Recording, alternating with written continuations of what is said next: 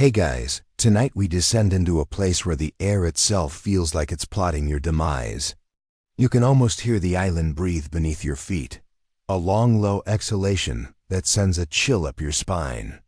The waves crash hard against jagged rocks below, spraying cold salt water so high it kisses your cheeks. Your cloak is already soaked, heavy like regret, and each step toward the Gorgon's lair feels like wading into the mouth of some ancient, hungry beast. A storm rages above. Forks of lightning carve the sky into pieces, flashing so bright they burn afterimages into your vision. Thunder rolls in behind each strike like an angry drumbeat from the gods, warning you. Turn back, you ignore it. Of course you do. You're Perseus, son of Zeus, or at least that's what they keep telling you when they want you to risk your life. And tonight, they've sent you on your most insane errand yet. Find Medusa, cut off her head, and bring it back as proof. Easy, right? Except there's nothing easy about the Figo. Gorgon's Isle. The air smells wrong here. Heavy, metallic, like rain mixed with old blood. It clings to your nostrils, so thick you almost gag. Even the seabirds avoid this place.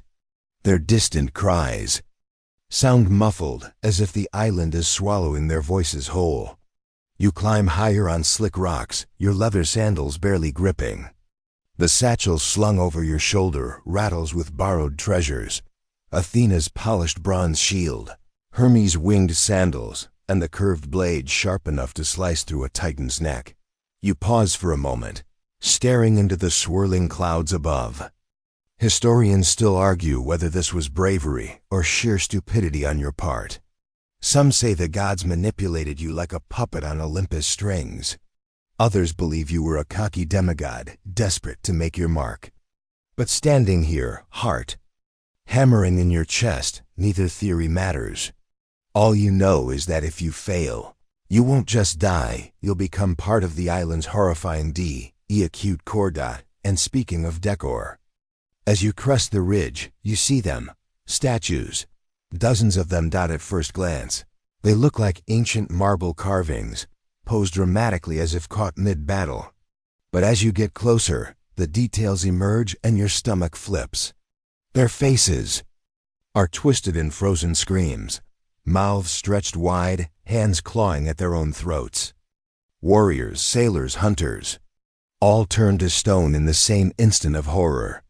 You recognize the insignia on some of their shields, king's guards from distant realms, each foolish enough to believe they could slay the monster and return home. A hero. Guess how that worked out?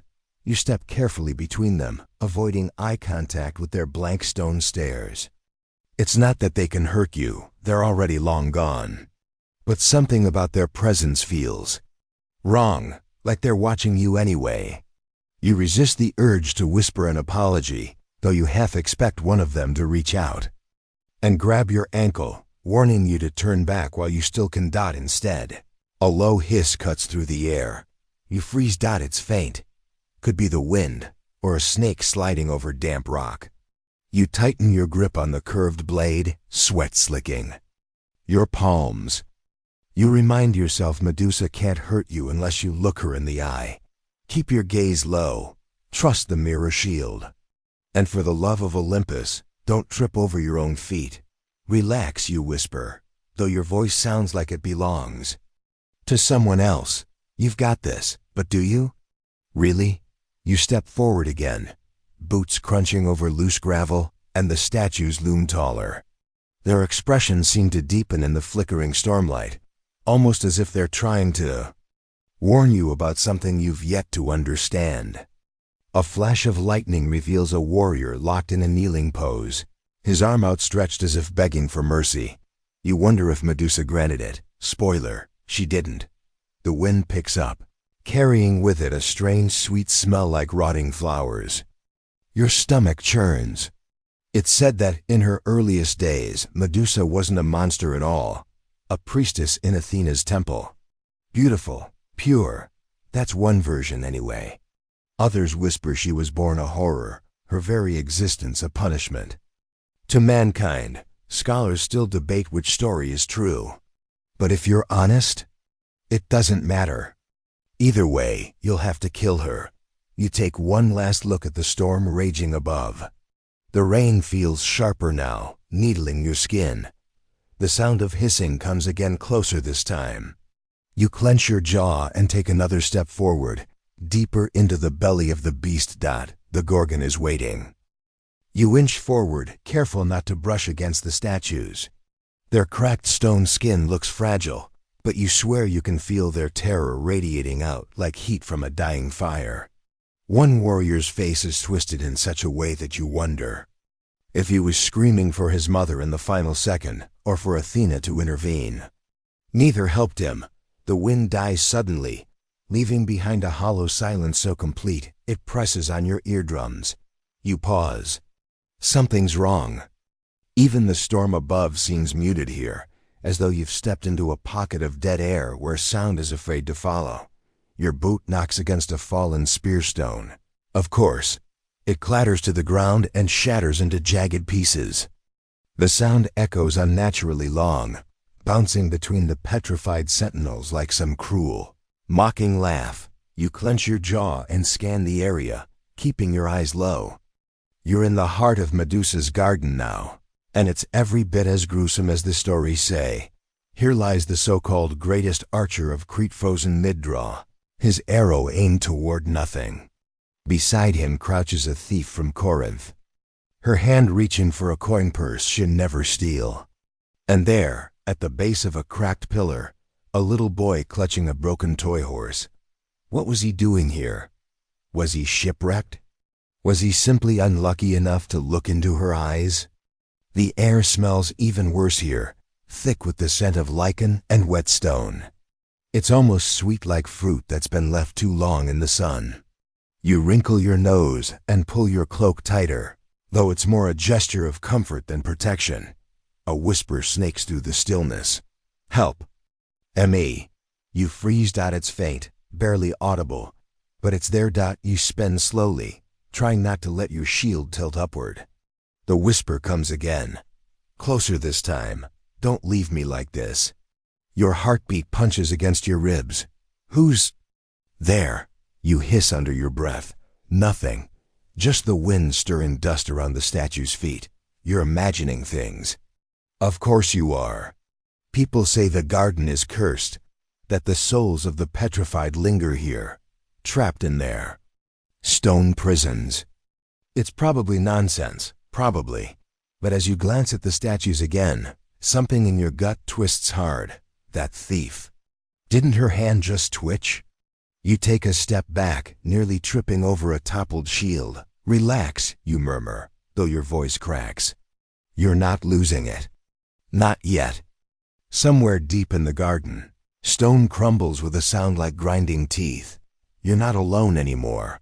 The torchlight flickers in the bronze of your shield, and for a split second you think you see something moving just at the edge of the reflection. Not Medusa, not yet. This is something smaller. Quicker, a snake slithers across your path, its green-black scales glittering in the dim light. It pauses, tongue flicking, and you could swear it's looking right at you. Another follows. Then another. Soon the ground seems alive with serpents, all slithering silently toward a single point deeper in the garden. Toward her. You clutch the curved blade tighter and swallow hard. The legend said Medusa's hair is made of vipers, hundreds of them, each as venomous as her gaze. But what they don't say is how the snakes seem to sense you before you see her. They're scouts, warnings, or perhaps mourners preparing for your stone funeral. Historians still argue whether the snakes are a symbol of her cursed beauty or of her power over life and death. Either way, stepping on one by accident would be a bad idea. You creep forward, trying not to let your sandals scrape. Your pulse is so loud in your ears, it feels like it might give you away. The whispers rise. Again, a chorus now. Don't look. Don't trust the gods. She was innocent.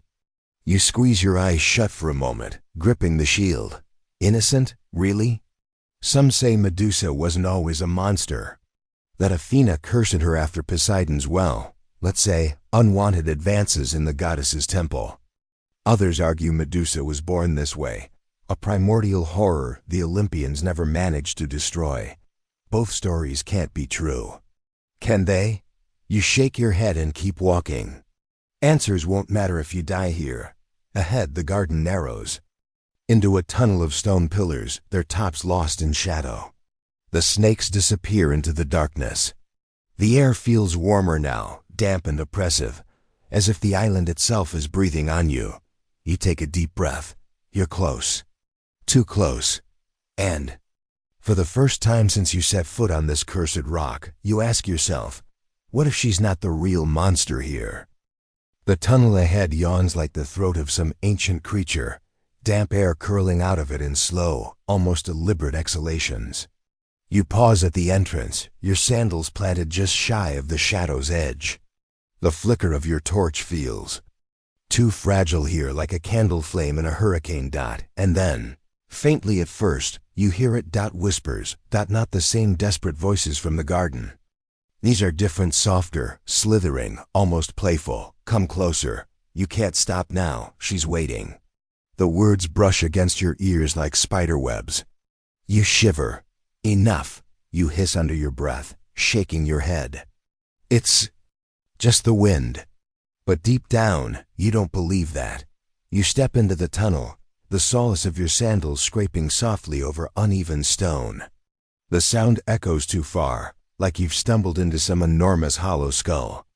Columns rise on either side of you, their bases tangled with snake skins, dried out husks curling like discarded parchment. Some are small, as thin as vines. Others, not so much. You tighten your grip on the polished bronze shield. Its surface catches a glimmer of movement now and then, a flicker at the edge of the reflection, shadows that shouldn't move, shapes that vanish the moment you focus on them. The air here is thick enough to chew. It carries a smell you can't quite place something. Cloyingly sweet, like flowers wilting in a closed room. And beneath it, a faint metallic tang. Blood? Maybe, or maybe it's just the coppery taste of fear rising in your mouth. You're doing great, you think sarcastically.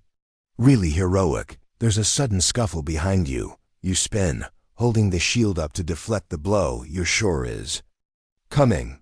But there's nothing, just darkness. Just statues frozen mid-motion, as if they were fleeing for their lives when their legs turn to stone. A woman kneels closest to you, her stone arms wrapped around a baby. The infant's face is smooth, unmarked by fear or pain. You stare too long and nearly forget yourself. Don't make the mistake. They did keep moving. The tunnel seems to narrow as you go deeper, the ceiling pressing low enough to graze your hair.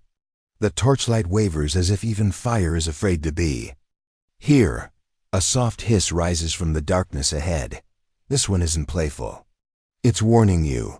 Your fingers tighten on the hilt of your sickle-shaped sword, knuckles pale. Hermes said it could cut through anything, even scales and serpents. But it's not the blade you're worried about. It's your own eyes. One wrong glance, and you'll join the Garden of the Damned. You take another step. And another then. Something shifts at the edge of your vision in the bronze shield. At first, it's just a ripple in the shadows. But then you see them, two glowing points of greenish-yellow light. Eyes, watching you, not her, not yet. You clench your jaw. A snake, huge and thick as your thigh, slithers across the tunnel ahead. Its head lifts, tongue flicking the air, tasting. You.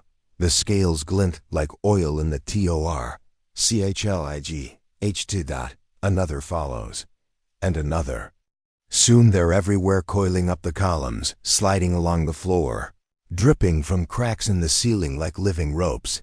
Okay, you whisper to yourself.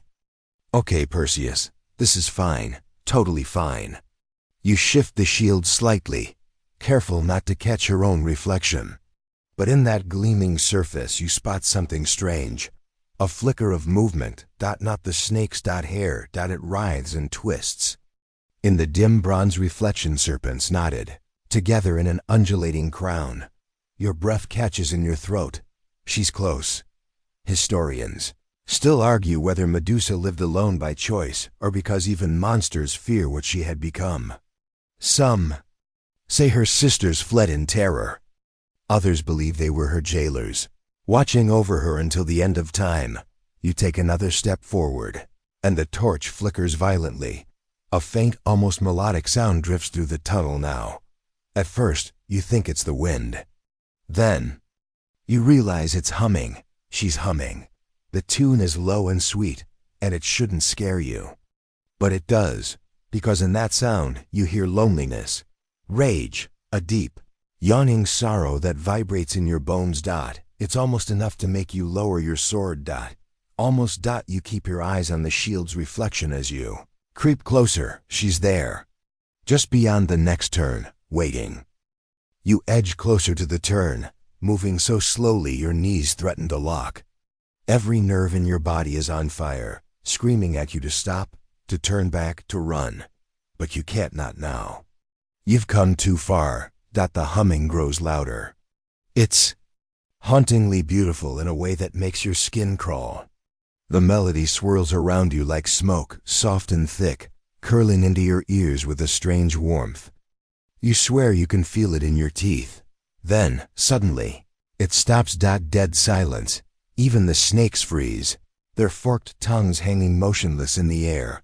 You grip the shield so tightly your knuckles ache. Don't breathe too loud. Don't let her hear you, and yet, part of you wonders if she already knows you're here. Another step. The tunnel widens slightly into a circular chamber. Your torchlight barely reaches its edges, leaving most of the room in darkness. The air feels heavier here, humid and warm like a serpent's breath. And there, just visible in the mirror's polished surface, flicker of movement. At first, it's only a coil of hair, serpents twisting lazily against her head. Then a glimpse of pale skin, shoulders hunched, a hand resting on her knee. She's sitting on the floor. Waiting. You dare a closer look in the reflection. Her back is to you, but even through the distorted bronze, you can sense her presence radiating like a heat wave. The snakes writhe lazily, some snapping at each other, others hissing softly in the still air. She lifts her head slightly, and your stomach clenches. Even without seeing her eyes, you can feel their weight. Like a predator sensing prey in the dark, you freeze mid-step. Perseus. Her voice. It's quiet. Not the guttural snarl you expected, but smooth and low, like river water slipping over rocks. I can smell the gods on you. Your mouth goes dry. Don't answer. They sent you, didn't they? She says, her voice almost amused. Athena, with her clever little plans. Hermes, lending you his toys. The snakes hiss louder now, stirring around her face in an agitated halo. I wonder, she murmurs. Did they tell you why? You don't move. Did they tell you what I did? Or what was done to me? A drop of sweat slides down your temple. You fight the urge to wipe it away. The stories flash in your mind again. Medusa the monster. Medusa the victim. Medusa the cursed. Historians still debate whether Athena punished her for desecrating the temple or whether she sought vengeance on Poseidon through her. No one agrees on the details, but standing here now, hearing her voice soft, brittle, not monstrous, you begin to suspect the truth isn't as simple as the legends claim. Do you think you're the first hero? She asks suddenly, her tone sharp enough to cut glass. Do you think you're special? You don't answer. They all thought they were special, she says bitterly. Every last one of them. And now look at them. She gestures vaguely, and though you can't see it directly, you know what she means. The stone garden, the frozen faces. The legacy of men who thought they could take her life and live to boast about it. Do you even know what happens when you cut off my head? She whispers. Do you know what you'll unleash? You swallow hard. Just keep moving. One step at a time. The blade trembles in your grip. Do it then, she says, her voice suddenly quiet again. End it. Your foot scrapes over the floor as you inch forward. The shield reflects her silhouette more clearly now. Her shoulders rise and fall with slow, steady breaths. The snakes begin to shift faster, coiling and writhing, their tongues flicking furiously at the air. You're close enough now that one mistake, one accidental glance, would be the end. Perseus, she says softly, do you really think you're the hero of this story? Your pulse pounds in your ears. Or are you just another coward, doing the gods' dirty work? You clench your teeth and raise the sword. This is it. One strike. No. Hesitation. And yet, somewhere deep in your gut, a question lingers. What if she's right? Your grip on the curved blade tightens until your fingers throb. The edge glints faintly in the bronze reflection of the shield, a crescent of divine metal poised for the kill. But your arms feel heavy now. Too heavy. What if she's right? What? If you're not the hero here, not the clever demigod destined for songs and statues, but just another pawn in a divine game? You think of Athena's cool, instructive tone as she handed you the shield. The sharp smile of Hermes as he pressed the blade into your palm. They spoke of justice, of destiny, of victory, but they never spoke of her. And here she is, Medusa still in the reflection, head bowed, snakes coiled in restless knots. You watch as her fingers trace the floor slowly, as though she's drawing something invisible into the stone. Her voice comes again, low and unsteady. They always come with weapons, always with fear in their hearts, never with questions. You shift your stance, 1 foot forward, forcing your breath to slow. Why? Would I have questions? You murmur under your breath, unsure if you mean for her to hear. Because I wasn't born a monster, she says softly. I was made into one. Your stomach knots. Of course you've heard this version of the story. Everyone has. Medusa the priestess. Medusa the beautiful, whose golden hair once tumbled like sunlight over her shoulders. Medusa, beloved of Poseidon, or, as some whisper, his unwilling prize in Athena's temple. The snakes hiss louder. She cursed me, Medusa says, her voice rising. Not him. Not the god who defiled her sacred ground. Me. Your fingers flex. On the hilt of the sword. Historians still argue whether Athena's curse was an act of divine punishment or a cruel mercy, granting Medusa the means to protect herself from further violation. But in the silence of the chamber, with the torchlight dancing against your shield, you begin to realize the truth might be both. Or neither. The bronze surface shows her shifting slightly now. Her fingers clench into fists. The snakes twist and strike at the empty air. I don't want to hurt you, she says, her voice trembling. But I will. I have to. You inch closer. Muscles taut, each step measured and deliberate. Do you think I want this life? She snaps suddenly, and her voice reverberates through the chamber like a wave hitting stone. Do you think I enjoy being a weapon? The snakes shriek and hiss as her tone hardens. They turned me into a warning, she growls. And now they send you to erase me. Your pulse roars in your ears. Maybe I don't have a choice either, you whisper. For a heartbeat, the chamber goes utterly still. Even the snakes stop moving. Then she laughs, a sharp, bitter sound that echoes from wall to wall. No, she says quietly. You probably don't. You lift the shield slightly, angling the reflection so her head is framed in the center. Her profile sharpens in the bronze. Delicate nose, lips pressed tight, serpents coiling in restless waves. Your breath shakes as you raise the sword. Perseus, she says one last time. This time her voice isn't angry. It's soft, almost tired. Make it quick. The muscles in your arms coil like springs. You exhale. And then you strike. The blade whistles through the air. A sickening thud echoes in the chamber, followed by a high-pitched chorus of hisses and screeches as the snakes whip wildly. Writhing in furious spasms, the head rolls across the floor with a hollow, wet sound. Even severed, the eyes still glow faintly, though you're careful not to meet them directly. The serpents atop her head lash and hiss. their fury fading into pitiful shudders. And then silence. The air shifts, lighter somehow, but your stomach churns. You don't feel like a hero. You lower the shield and step back, staring at the headless body in the mirror's distorted surface. Blood spreads in a dark halo around her on the stone. Athena didn't say anything about the smell. You stand over the body, blade still raised, breathing so hard it feels like your chest might split. The air is thick and wet, the coppery tang of blood sticking to your tongue. And yet, there's no triumph. No rush of victory, just silence. The snakes writhe in slow, pitiful arcs around Medusa's severed head, their movements sluggish now. A few of them have already gone limp, their scales dulled as if someone blew the life right out of them. One by one, they fall still. You don't dare look at her directly, not even now. The bronze shield still reflects her face in jagged fragments, mouth slightly open, expression frozen somewhere between defiance and resignation. "Make it quick," she'd said. You wish you hadn't heard those words. Carefully, you slide the head into the special leather pouch Athena gave you.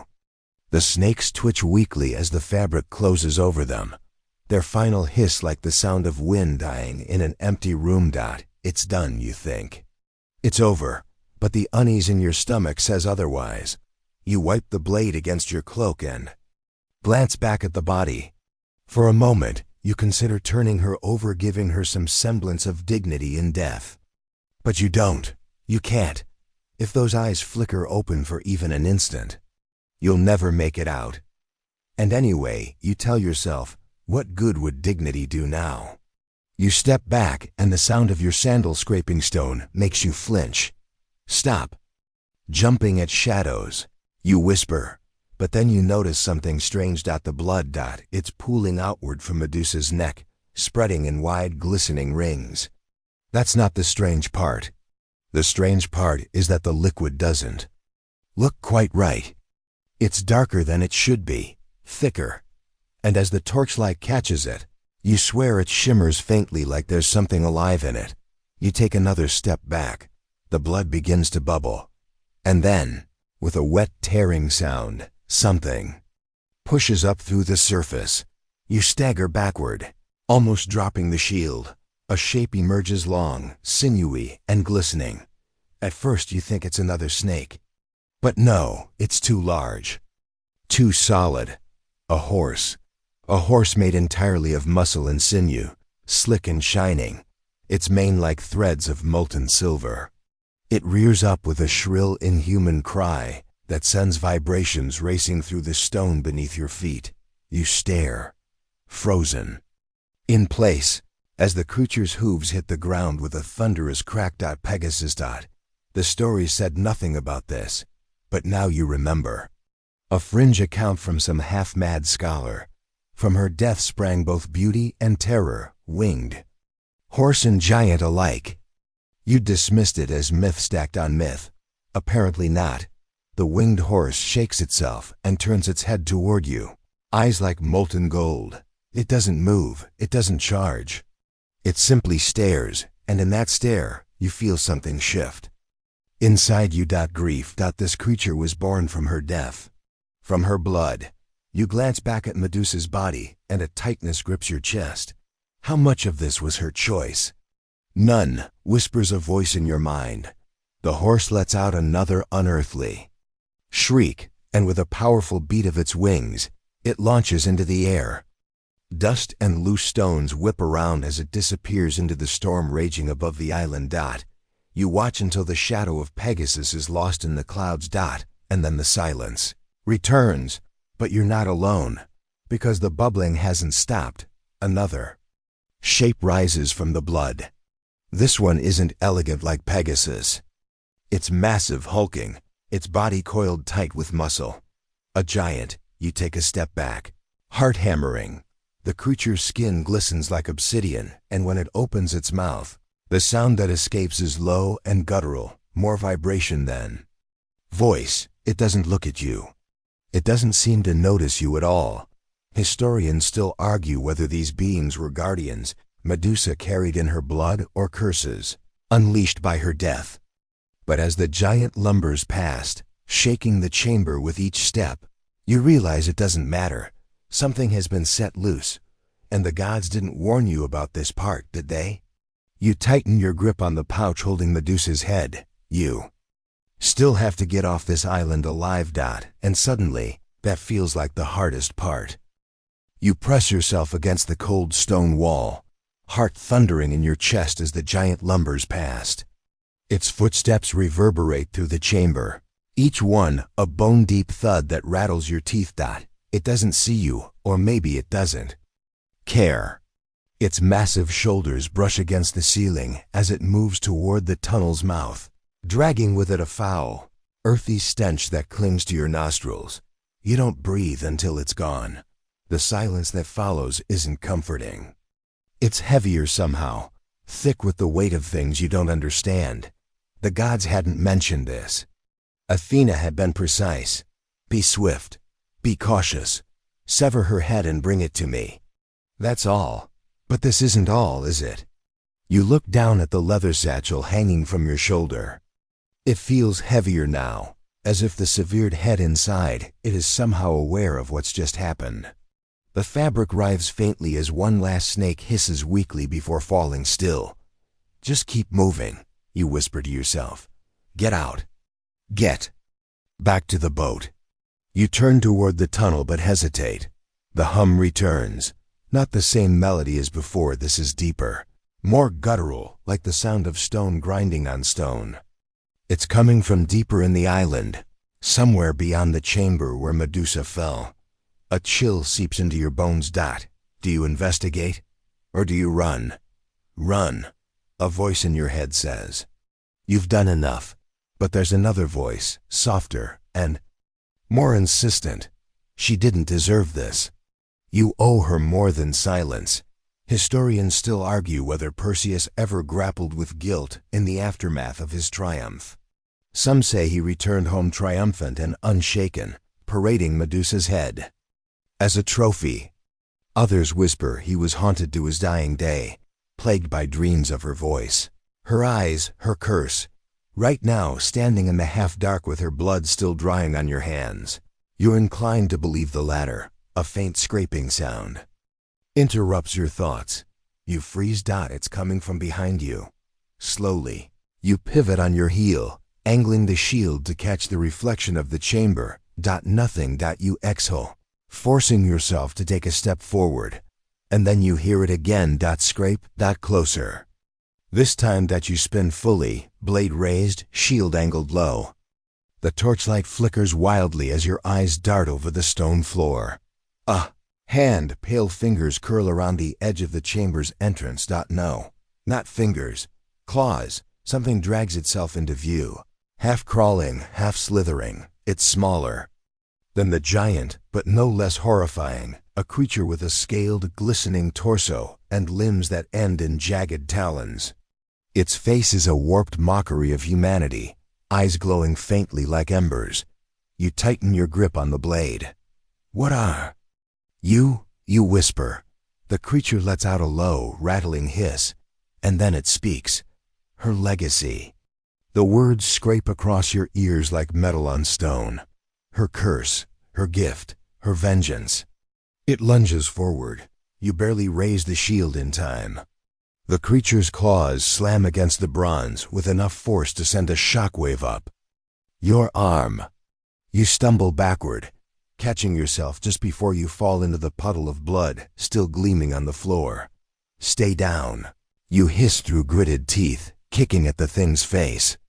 It screeches and reels back, but not far enough. The satchel at your side writhes suddenly. You glance at it, and for one heart-stopping moment, you swear you feel Medusa's eyes burning through the leather.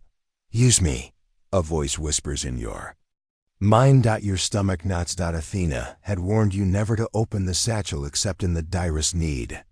Her words echo now like a cold blade at your throat. Even severed, her gaze will turn gods and monsters to stone alike. But this thing, whatever it is, feels like it was born from her blood. Maybe it's the only thing that could resist her power, or maybe not.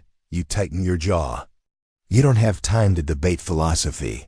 The creature lunges again, jaws gaping.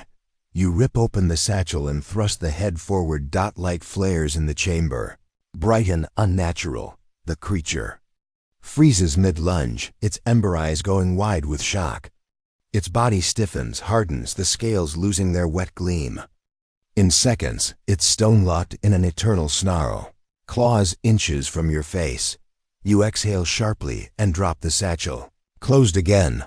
The silence that follows is absolute. You stare at the petrified creature, chest heaving.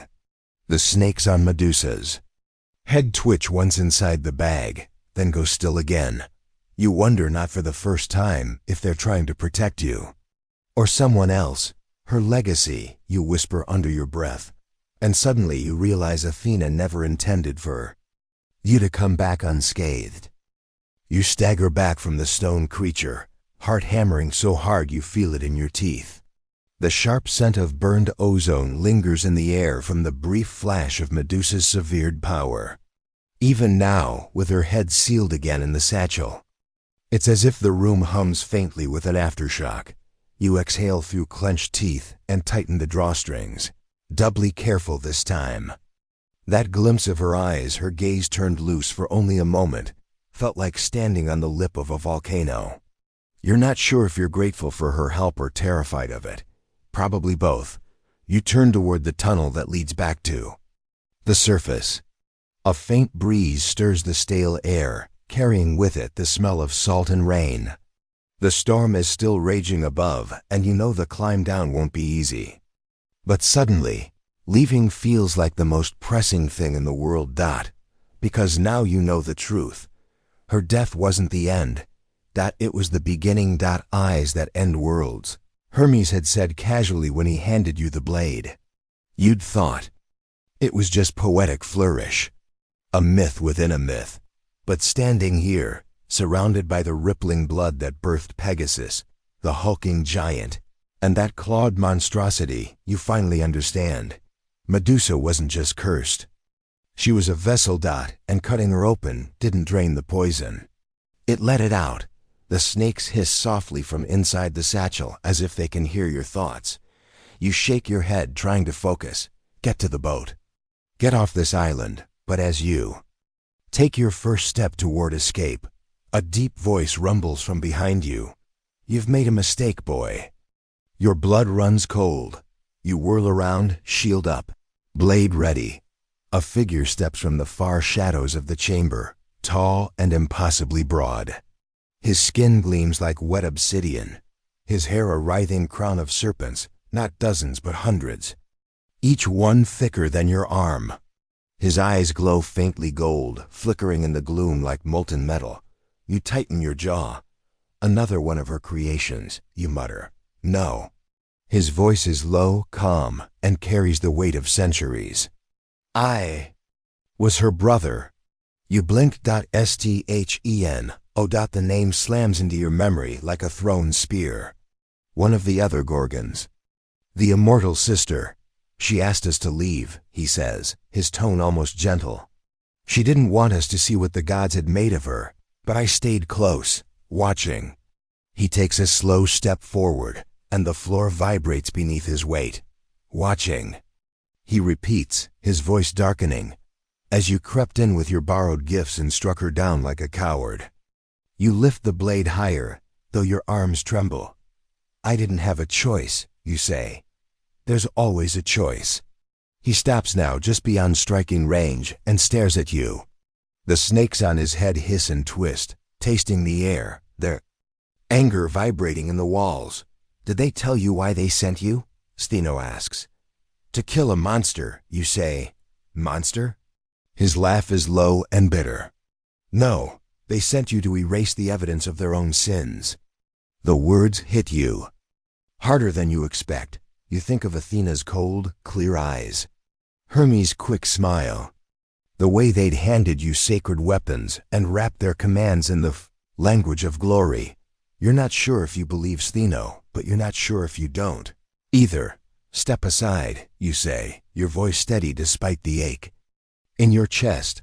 I don't want to fight you. Fight? His lips curl into something that isn't quite a smile. This isn't a fight. The snakes surge forward, a living tide of scales and fangs.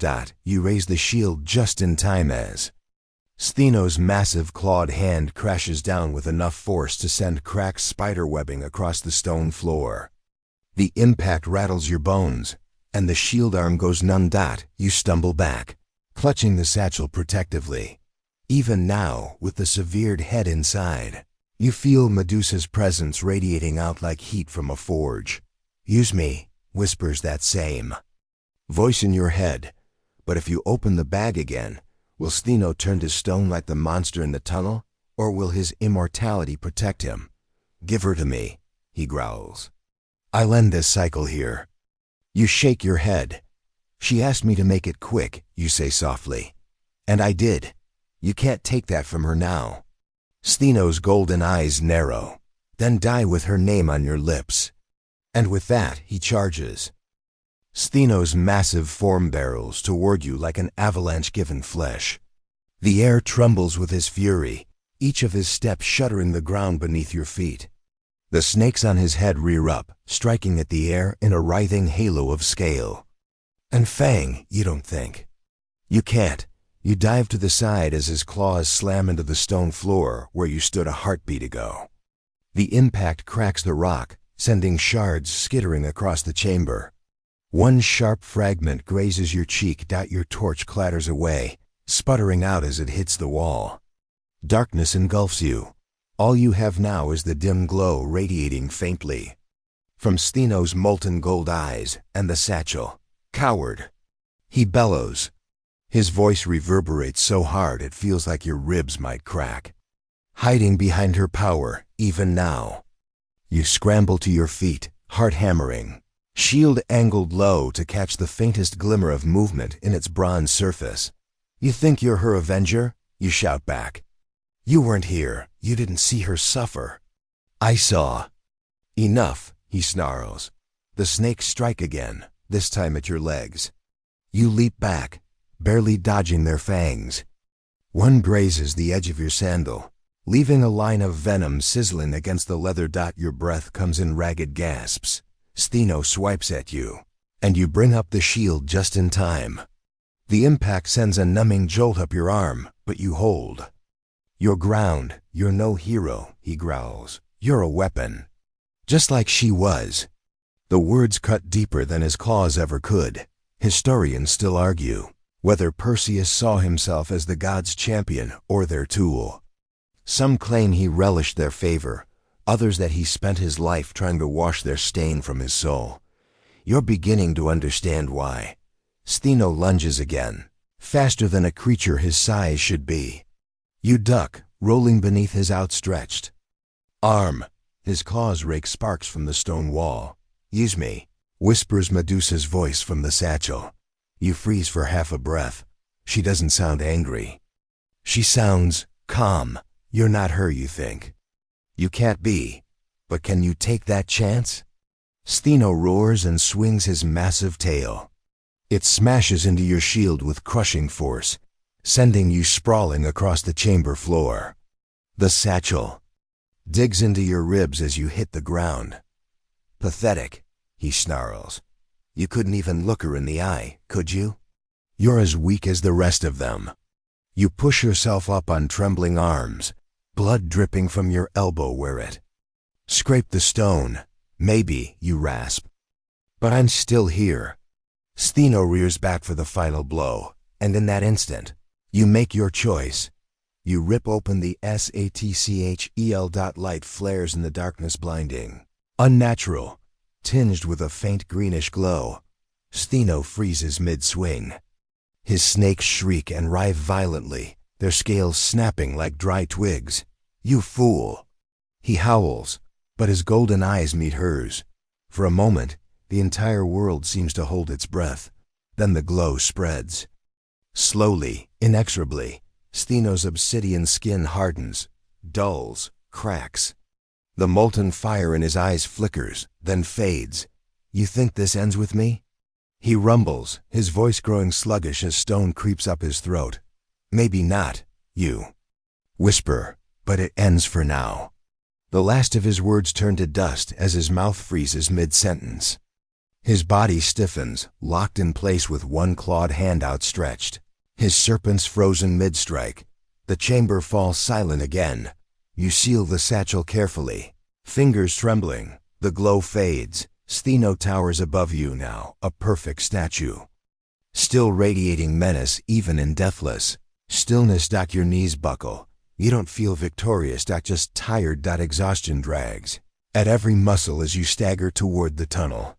The faint light of the storm outside calls to you like a distant beacon. You're almost free, but one thought won't leave you. If Stheno stayed to protect her, where is Euryale? The storm greets you with a slap of cold rain as you emerge from the tunnel. Lightning splits the sky in jagged veins, illuminating the cursed island for a heartbeat at a time. The air smells of salt and ozone, thick with the sharpness of danger, and the faint sweetness of Medusa's lingering blood. You pause at the mouth of the cave, clutching the satchel tightly against your chest. The leather feels warm, almost alive, like it's pulsing faintly with each beat of your own heart. Get to the boat. Don't stop. Don't think. But thinking is all you can do. Every step you take feels heavy, as though invisible hands are tugging you back toward the tunnels. Back toward her body. Back toward the brother you left standing forever in stone. The gods didn't tell you what would happen after her death. They didn't say anything about the winged horse, or the giant, or the clawed thing in the shadows. They didn't say anything about Stheno. Or Euryle. The wind howls, and you tighten your cloak around your shoulders. Water streams down your face, mixing with the sweat and grime of the fight. You scan the path ahead. It's not far to the shoreline. From here, you can just make out the shape of the small boat rocking in the surf.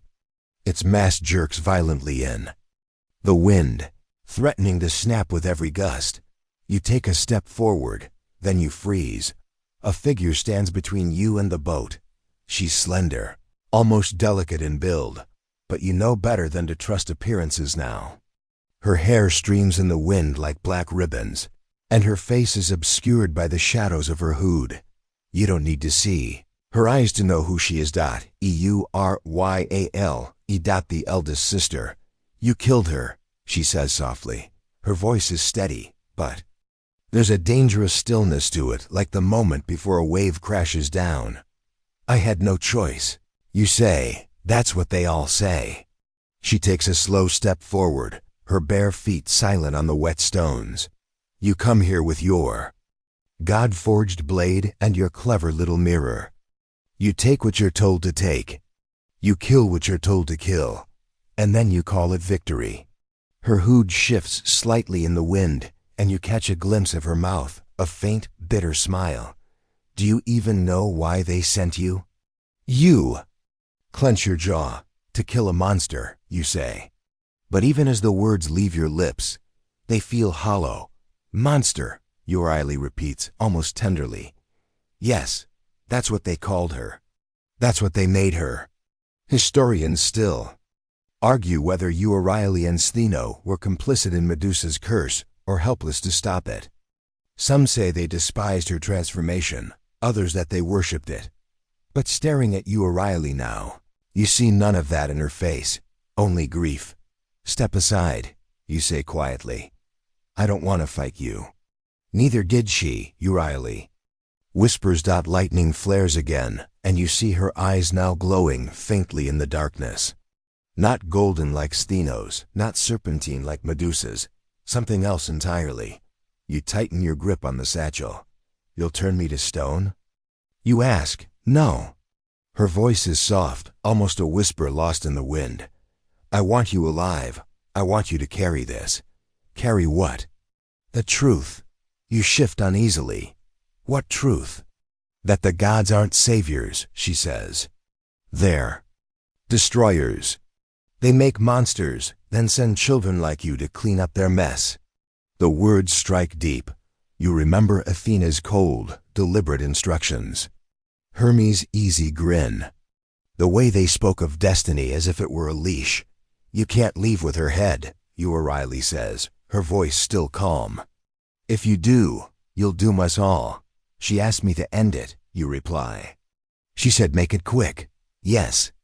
Euryale's mouth trembles faintly. And now you'll drag her suffering across the world. Do you think Athena wants her power buried, or caged and used like a weapon? A chill runs through you. Give her to me, Euryale whispers. You take a step back. No.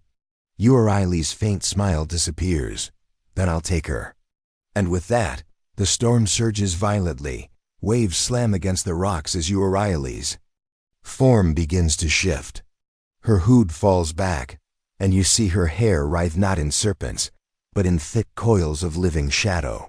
Twisting and snapping like ink in water. The air grows heavy, pressing on your chest like a stone. She isn't charging. Not yet, but she will. And you have seconds to decide, draw the blade again, open the satchel, or run?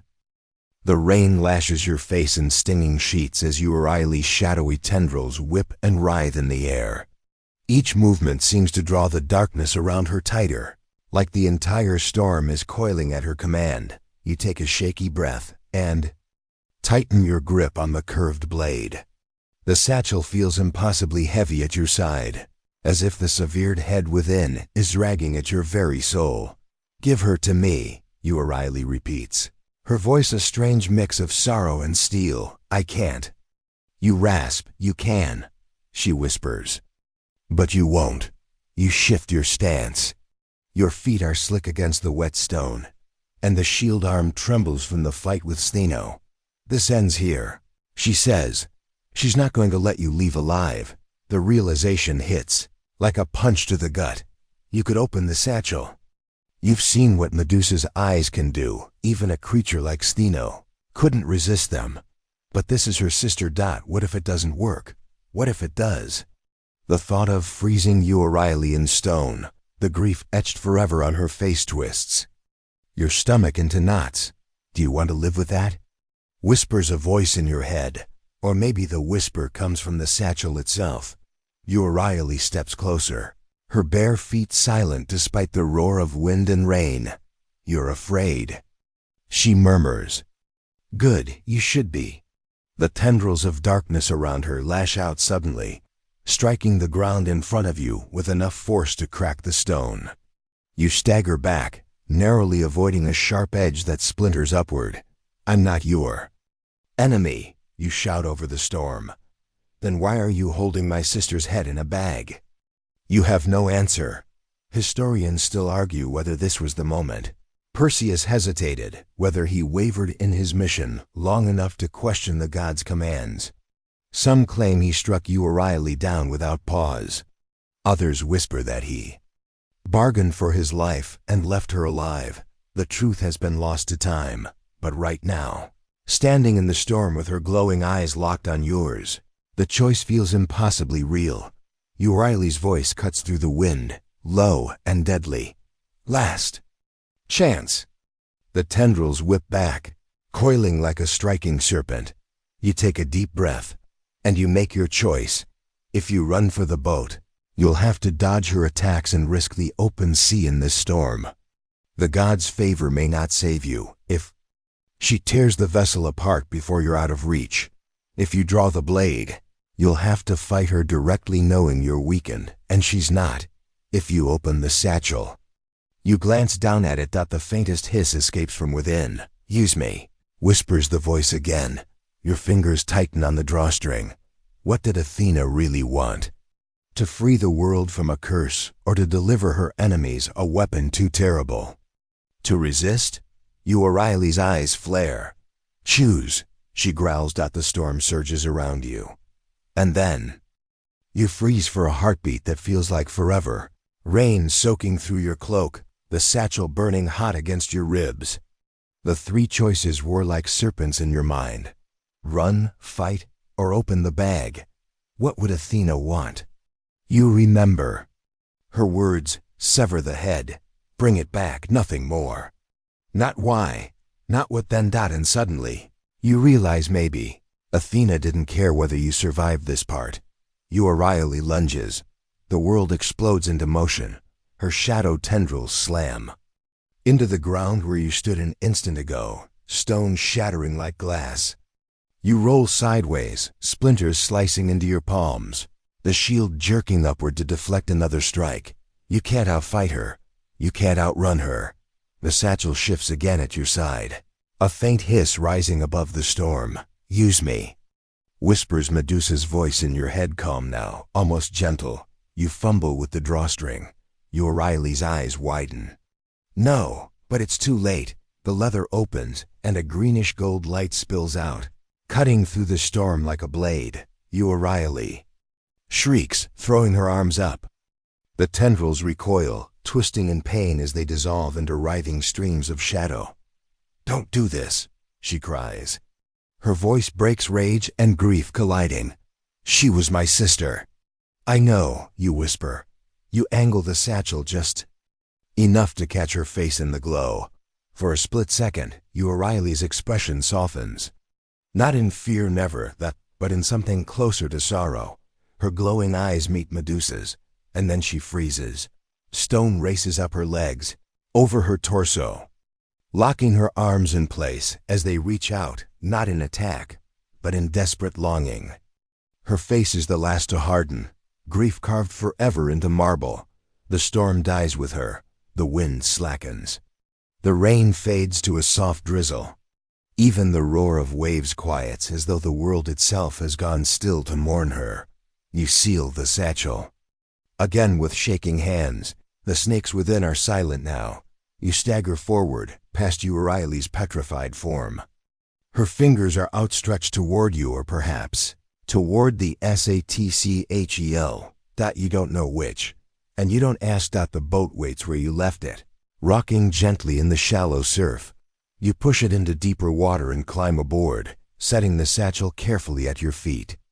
For a moment you hesitate, staring back at the shoreline. The island is silent, but you know it isn't empty. Stheno stands frozen below. Euryale stands frozen above, and Medusa? Medusa is still here. You pull at the oars. Every stroke takes you farther from the island and closer to Olympus. The satchel seems heavier than ever, as though it contains not just a head but the weight of every choice you've made. And somewhere deep in your mind, Medusa's voice whispers again, not a command this time, but a question. Do you think you're free? The sea stretches out before you, dark and endless, the last traces of stormlight rippling across the waves like faint veins of gold. Behind you, the island fades into the mist, its jagged cliffs retreating until they're no more than a faint smudge on the horizon, but it doesn't feel like you've escaped. You row in silence, the satchel sitting at your feet like an unspoken accusation. Every creak of the oars sounds deafening against the hush of the open water. The snakes are quiet now. Too quiet. Historians argue whether Perseus's voyage home was swift and triumphant, or whether it was haunted by whispers and visions of the Gorgons. Some say the sea itself turned against him. Others claim the gods smoothed his path, eager to claim their prize. But you feel no divine favor here, only a creeping unease. You glance down at the satchel. The leather shifts. Not much, just the faintest ripple, as though something inside has stirred in its sleep. You swallow hard. Don't do that, you mutter, but part of you wonders if she heard, if she's listening, if she's waiting. A flash of white catches your eye. Far ahead, the water churns violently, foam spraying high into the air. For a heartbeat, you think it's a reef or a pod of dolphins breaking the surface. Then you see the wings. Pegasus. The creature born from Medusa's blood soars low over the waves, its mane a cascade of molten silver, its hooves barely skimming the water. Spray glitters around it like shattered starlight. You stop rowing, awestruck. The winged horse banks sharply and climbs higher, letting out a shrill, otherworldly cry that carries across the waves. Your grip on the oars tightens. You can't tell if it's warning you away or urging you forward. Did she send you? You whisper under your breath. The horse doesn't answer. Of course, but it circles once more before vanishing into a bank of clouds, leaving the sea eerily still in its wake. The silence feels heavy. Now as if the world itself is waiting for you to act, for you to decide. Athena wants the head. That much you know.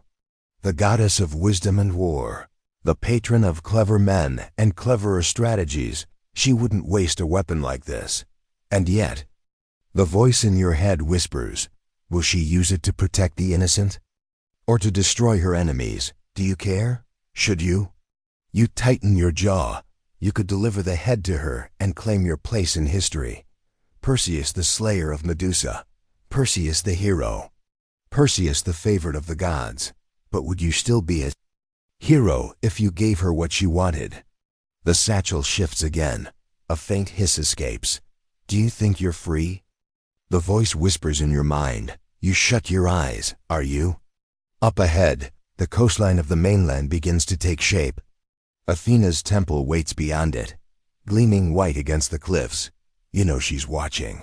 You know Hermes is watching, too, probably grinning his fox-like grin, waiting for you to return with their prize. And yet, something deep in your chest says, this isn't over. Maybe it never will be. The oars dip into the water with a steady rhythm, but every stroke feels heavier than the last. The coastline ahead sharpens as the sun pierces the mist, painting Athena's temple in brilliant ivory and gold. From here, it looks like salvation. Or a snare. Your hands are raw and blistered from rowing, but you barely notice. Your eyes keep drifting back to the satchel to her. The leather bulges faintly as if something inside is breathing. You remember the cold determination in Athena's gaze as she handed you the shield. The glint in Hermes' eyes when he gave you the blade. They never spoke of Medusa's story, only of your mission, only of your glory. A thought strikes you like ice water. What if this was never about killing a monster? What if Medusa's head wasn't meant to be destroyed, but used? You shake the thought away. You're overthinking, you mutter. It's just a tool. A cursed thing, that's all. But even as you say it, the words taste like ash. Historians argue whether Perseus was a willing agent of Olympus or a reluctant pawn in their games. Some claim he delivered the head gladly, basking in their praise. Others whisper he hesitated, that he almost turned the boat away. Your fingers brush the satchel's drawstring. The faintest hiss answers your touch. I didn't choose this. You murmur, you did, whispers Medusa's voice. The sound is so soft you almost think you imagined it, but the chill crawling up your spine says otherwise. You look up. The temple is close. Now, figures in white and gold move along the cliffs. Priests, soldiers, perhaps even Athena herself. Waiting, watching. What are they waiting for? A choice. No, you tell yourself. There is no choice. The gods chose for me. But still, your hand lingers on the satchel. What would you have me do? You whisper. Decide, her voice says. The boat scrapes against the shallows, snapping you out of the thought. You're here. The waiting figures begin descending the marble steps. Hermes is among them, his winged sandals kicking up small gusts of wind as he lands lightly on the dock. His grin is wide and sharp, like a blade disguised as a smile. Well done, he calls. Athena awaits your triumph. Your knuckles whiten on the satchel. You could hand it over. That's what they expect. That's what history expects. But the voice in your mind whispers again. Do you want to be remembered as a hero or as free? Your breath catches. You know the answer. And yet, are you brave enough to give it? The dock groans under your weight as you step out of the boat, the satchel clutched tight against your chest. The air feels heavier here, charged with the quiet expectancy of the gods. Hermes waits a few paces ahead, his grin still plastered across his face, though his eyes flicker to the satchel in your hands with unmistakable hunger. Easy voyage, I hope, he says, voice light as ever. Athena's been dying to see her prize. She's upstairs polishing Her shield all ready. You don't answer. Not yet. The soldiers lining the dock don't move. Their spears are angled high in ceremonial salute, but their grips are tight. Their eyes follow you, silent, watchful. They're here to honor me, you tell yourself, but another part of you whispers, no. They're here to make sure you don't. Run. You tighten your grip on the satchel. Medusa's voice is quiet now. Decide. She says again. Hermes takes a step closer. Come now, Perseus, he says. And there's an edge to his tone now, soft but sharp. You've done what we asked. Hand it over. Be the hero we made you to be. The words land heavy. The hero we made you to be. You look up at the marble steps that lead to Athena's temple. You can almost see her there, towering, regal, her gray eyes gleaming with the cold light of wisdom and war. She doesn't come down to meet you. Of course she doesn't single quotes day. The gods don't stoop. Your stomach twists. Is this how it works? You ask quietly. You curse her, send me to kill her, and then sit there waiting for me to carry her head like an obedient little hound. Hermes tilts his head, the grin faltering just slightly. Careful, Perseus, he murmurs. You're not the first mortal to think himself above the gods. You won't be the first we remind of his place. The soldiers shift uneasily. The satchel stirs faintly against your chest. Do it. Medusa whispers. You're not sure if she means give them the head or turn it on them. Your hand brushes the drawstring. The world holds its breath. Historians still argue about this moment. Some say Perseus handed over the head and walked away crowned in laurel, praised as a hero until the day he died. Others whisper a darker tale, that he opened the satchel then and there, and the gods learned briefly what it was to feel fear. No one knows which is true, but you do. Your fingers tug at the drawstring. Hermes' eyes widen. His easy grin vanishes. Perseus, you open the satchel. Light bursts forth, brighter than the sun, green and gold and terrible. The soldiers cry out, stumbling backward as their spears clatter to the ground. Marble cracks beneath your feet. Hermes recoils, raising a hand to shield his face. You fool, do you know what you've done? Yes, you say. And then his words freeze in his throat. His lithe body stiffens, the feathers of his sandals petrifying mid-flutter. The grin on his face turns to stone. The temple itself groans as the glow sweeps over it, creeping up the marble steps, turning statues of gods to statues of statues. You clutch the satchel tighter, sealing it shut. The light dies as quickly as it came. Silence falls. The soldiers lie scattered around you, lifeless stone. The air smells of ozone and dust. You look down at the satchel. Was this your plan all along? You whisper. There's no answer, just a faint hiss. You sling the satchel over your shoulder and step past Hermes' frozen form. Up the temple steps. The gods wanted Medusa's head as a weapon. Now she is. But this time, she's in your hands. Somewhere. High above, lightning cracks, but it feels less like anger now, and more like applause. And for the first time since you left the island, you breathe. Deeply. Freely. Asterisk. You set the satchel down gently at your side, staring out over the sea. The waves are calm now, lapping softly at the marble steps below. In the distance, the island is lost in mist, just another shadow among the countless others that dot the horizon. But you can feel it still, her presence, not vengeful, not angry. Just quiet. The satchel stirs faintly. A single hiss, soft as a sigh. You close your eyes. It's over. For now, but the weight of what you've done and what you didn't do will linger like salt in the air. Maybe the gods will return. Maybe they won't. It doesn't matter. For the first time, your choices are your own. Hey, you're still awake? Good, you survived that one, didn't you? Barely. I warned you this would get heavy. So take a deep breath and let it go. You're safe now. The Gorgons won't follow you here. Probably. So as you close your eyes, let the sound of the waves carry you off. Picture the soft glow of moonlight on still water, the hush of the sea breeze. Slow everything down.